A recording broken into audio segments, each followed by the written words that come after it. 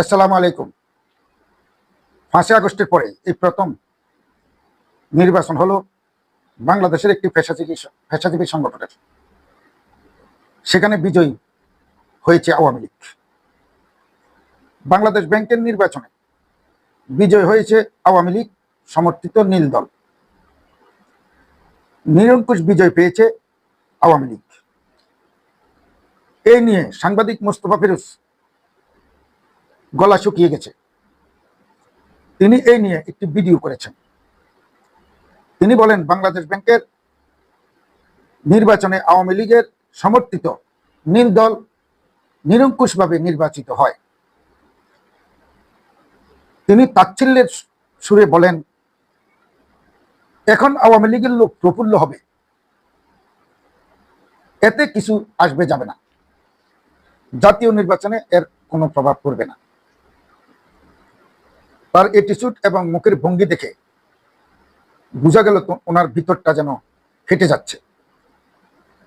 আমার মনে হয় মোস্তফা ফিরোজ সাহেব বাংলাদেশে জন্মগ্রহণ করেন নাই। বাংলাদেশের ইতিহাসে আমি দেখেছি সারা দেশে যে পেশাজীবী সংগঠনগুলো আছে,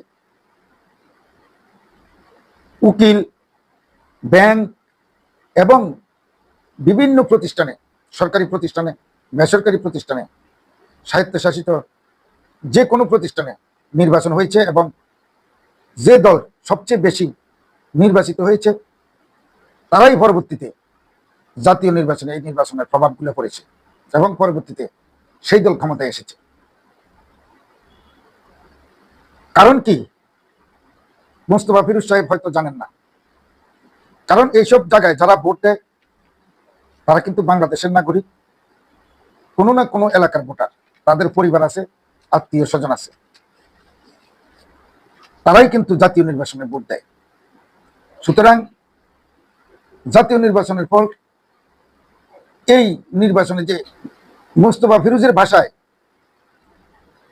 কোনো প্রভাব ফেলবে না, তিনি নিজের মনকে বোঝানোর জন্য এই কথা বলেছেন। আপনি তাচ্ছিল্য করেছেন কারণ এই বিজয় আপনি মানতে পারেননি। আপনার কলিজার ভিতর আগুন ধরে গেছে।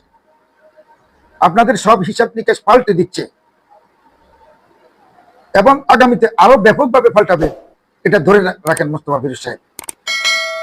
আপনারা কোনোভাবেই আপনাদের মনকে শান্ত করার সুযোগ পাচ্ছেন না। আওয়ামী লীগ শেখ হাসিনা বাংলাদেশের মানুষের জন্য ভালোবেসে অন্তর দিয়ে ইমানের সহিত কাজ করেছেন এবং দেশের উন্নতি করেছেন, মানুষকে শান্তিতে রেখেছেন। তার ফল আপনাদের মতো ছাত্রবাদরা না দিলেও বাংলার জনগণ ঠিকই দিবে। আর বাংলাদেশ ব্যাংকে যে ভোটার ভোট দিয়েছে তারা কিন্তু বাংলাদেশেরই নাগরিক, তারা ইন্ডিয়া থেকে এসে ভোট দেয় নাই। এ পর্যন্তই, ভালো থাকুন, সুস্থ থাকুন।